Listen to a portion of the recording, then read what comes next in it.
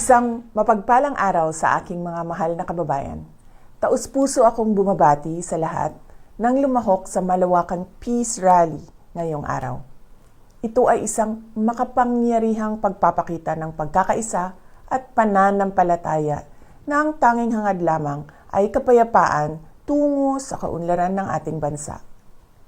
Nagpapasalamat ako sa ating mga kapatid sa Iglesia ni Cristo sa inyong patuloy na pagsisikap na maghatid ng pagkakaunawaan at pagkakaisa sa ating mga kababayan.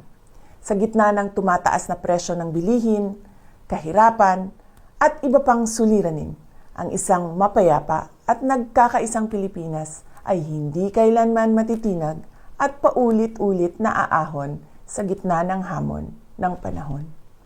Muli, sa aking mga kababayan, maraming salamat sa inyong malasakit sa bayan.